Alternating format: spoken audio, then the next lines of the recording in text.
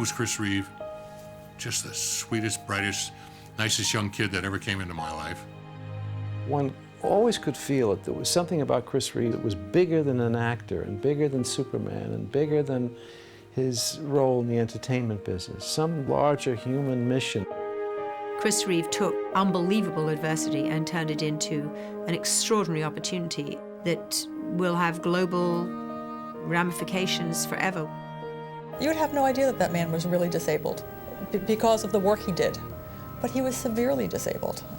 And in spite of that, did incredible, amazing things. He never thought of himself as a superhero. He didn't. He just thought of himself as a guy that had stuff to do. And he just was able to do a lot and accomplish a lot.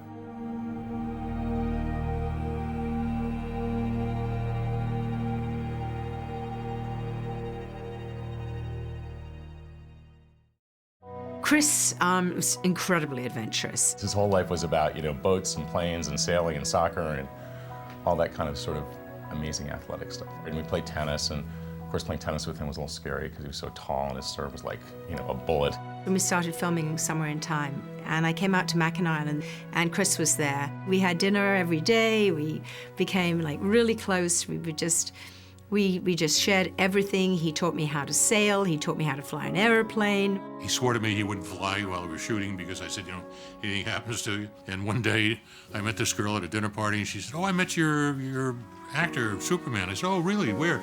She said, oh, we met and he took me away for the weekend. We flew up to Scotland in a little single engine airplane. Then we got into a storm and he was losing fuel, and he had to set down. We landed in this abandoned airport. This girl goes on with the story. My heart's going a mile a minute. She said, and we were there, and there was nobody. We found an old bicycle, and we stole the bicycle, and we rode into town where we found this bus, and we took this bus to a railroad station, and then we got the train back to London so that he could shoot with you the next day.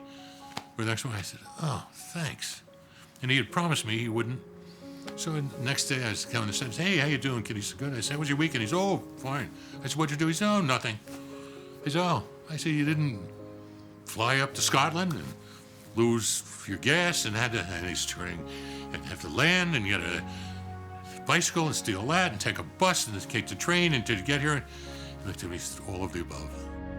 Chris seemed like he always did live his life as if who knew what was going to happen tomorrow. And so he was very aggressive and he wanted to get the most enjoyment out of life. He was a great pilot, a great sailor, a great pianist. And Chris never did anything by half. If he was going to try something, he would study, study, study, and become the best at it.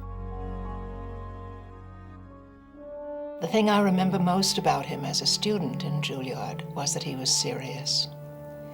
He was there to learn acting. And I never knew anyone as beautiful who was less egotistical about that part of his life. I saw Christopher in a play of Katharine Hepburn's, and I always would see a lot of her in New York through the years. She would have me to tea and dinner. So when I said to her, do you know that Christopher Reeve was in West Side Waltz with you, is going to be Superman? She said, no. She said, how is that beanpole? How is that beanpole ever going to be Superman? Well, that beanpole, I guess, started lifting a lot of weights. He really electrified the legend of the character even more by his attractiveness as a male model type of guy, but his clarity of performance, the physicality, of course, he brought to it, but he also had the masculinity that the character needed. He had that cutting jaw that was just surreal. The thing with Chris was that he was brilliant. I mean, he's a really smart guy. And I think, if anything, he would intellectualize about things. So he'd write copious notes about how he would play the scene, what his character's backstory had been, how his character related to this moment.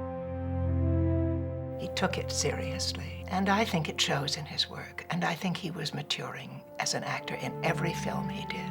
Lois Lane, say hello to Clark Kent. Told you one, Pete. Lois Lane, hello.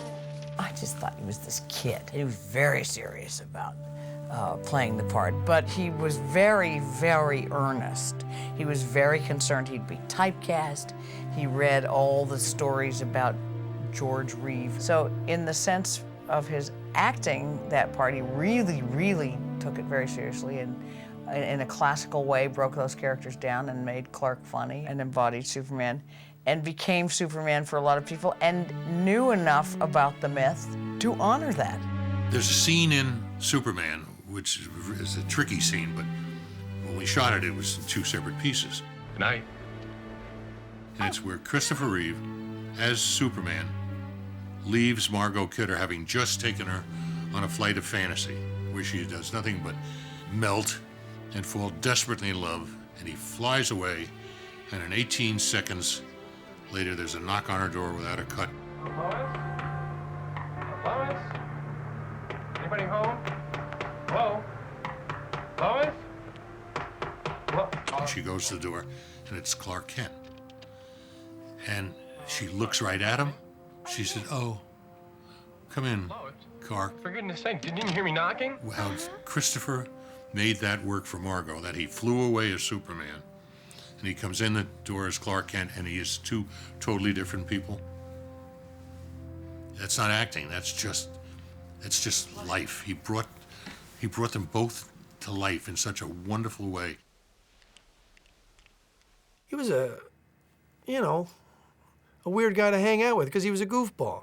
But when it came to the work, he was all business. I mean, he was all business. And that probably from the stage or wherever, his background was all that stage. I remember just out of California, it was just like, we were up on the wires, and I'm kind of rambling on like I am now, and he just said, "Hey, can you just talk like Jimmy Olsen?" I was like, wow. And he had this challenge inside of himself all the time. How do I not give away the secret that I'm Clark Kent? How do I not tell this woman, wow, I'm impassioned by you also. Yeah, I'd love to take you in my arms. I mean, all these wonderful little things that were in Chris's head all the time. We would talk about them. So he was playing this quite multi-dimensional. Just the beginning of the film, I don't know how old he was, but he was like a kid. He seemed to me, he was in early 20s maybe when he did this. And he was a lot younger than I or Dick Donner and others working on it. And every one of us had a sense always of some very important future that this young man was going to have. In every film, he developed into a better film actor. And I never thought he was, quote, theatrical on film. I can't think of a movie I saw him in when I didn't believe him. And to me, that's the greatest compliment. Chris's legacy is not only the variety of characters that he fortunately was able to play, but that he always cared so much about humanity.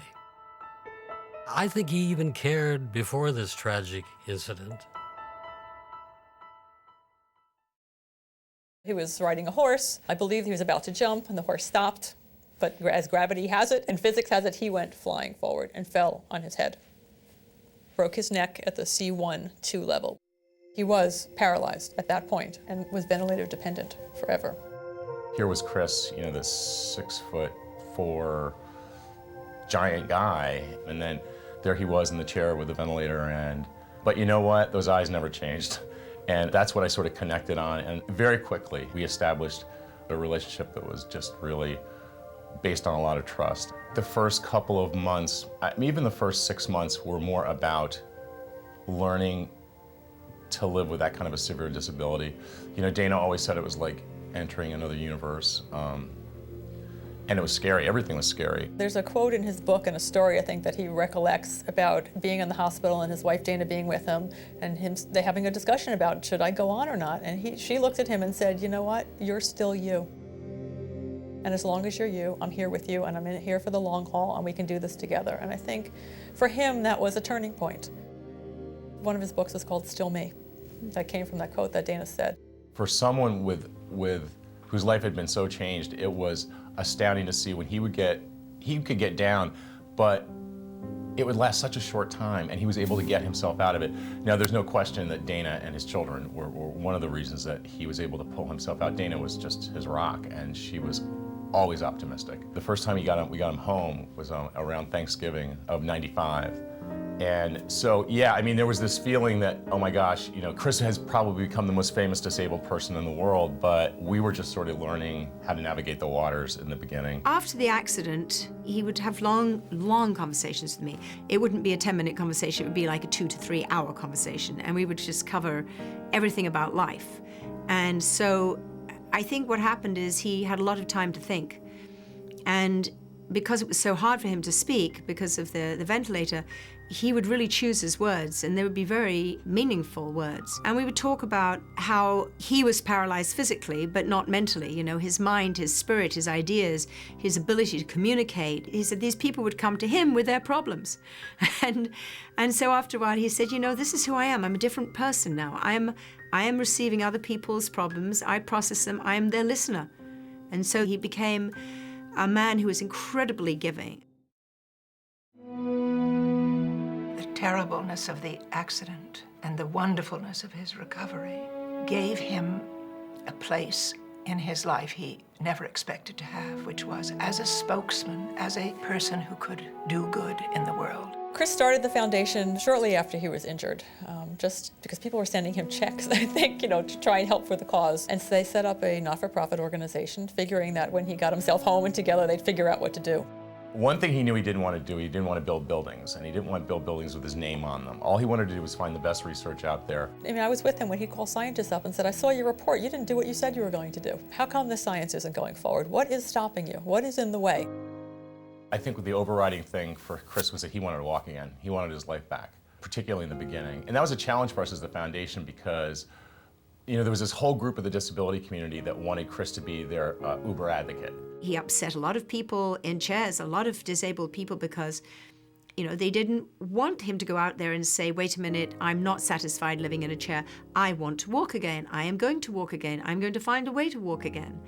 You know, so he really pissed off a lot of people in his own community by doing that. I remember the first time that we went on a speaking engagement, I think it was like Chicago, and one of the organizers came in and said, there's protesters outside. I was like, protesters? What are they who are they protesting? They're like, they're protesting Chris.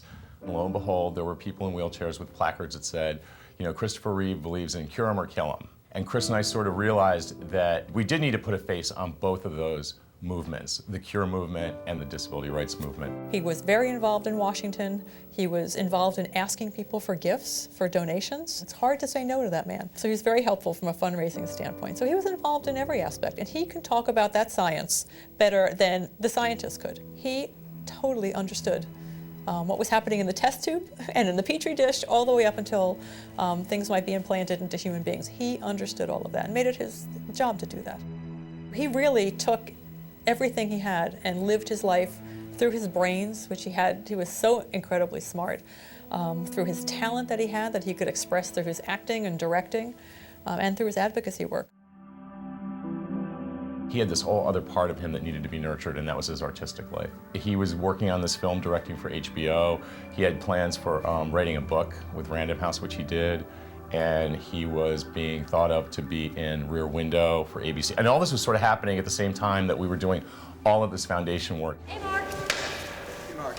Having Christopher Reeve in Smallville was obviously a highlight. Chris Reeve is a really great actor. He's a great actor. I mean, he had huge speeches in that. He did in one take. Greater the risk that you'll expose your secret not only to the Luthers, but to the entire world.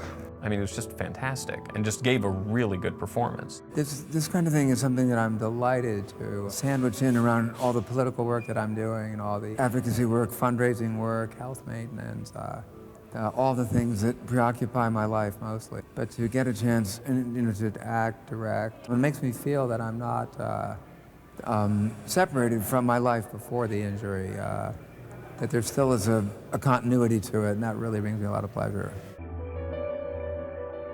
After my graduation from Harvard in 2000, Chris actually gave me a call and expressed a desire to make a movie about somebody who was facing a circumstance similar to his own. And he was very interested in my life and what I had overcome over the years. I loved the Brooke Ellison story. I just thought it was an amazing movie. I read it and I begged him to let me be the mother, and he said, no, sorry, you can't. But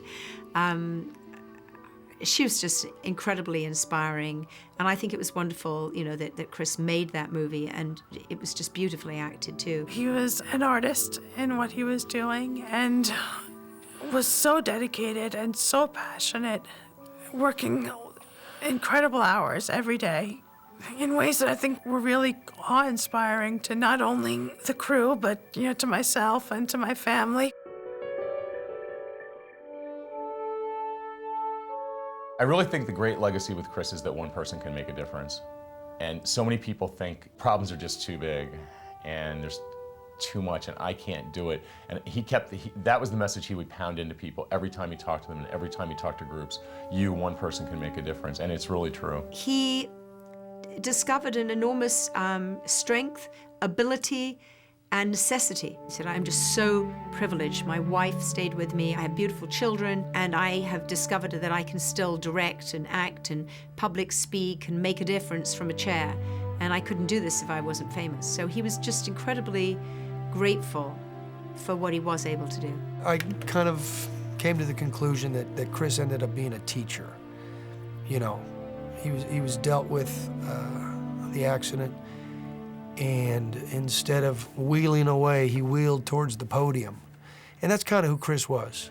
When it came to the work and when it came to the cause, he's the guy you want on your team. I felt like a big sister looking at this kid, to looking up to him. That was my experience of Christopher, and really being amazed at his funeral, at his memorial, looking at this span of a life. And that's what matters in the end, what you do in the whole span of things. And his arc is pretty damn impressive. Chris made people realize, you know what, I'm not any different than you are. And that was the big message he would give to the disabled. Go to restaurants, go to the movies, be out there, be in their faces. You'll make a difference, and he did. You know, he strengthened that bond between those who'd face a physical disability and those who don't. You know, he made it much more human, and I'm thankful for that. Wonderful acting does good in the world, but what Christopher Reeve did after that terrible accident was so much more than anything he was prepared to do in a career. And however sad I might feel that he didn't live longer, I think he used his life so beautifully, always, but most beautifully at the end.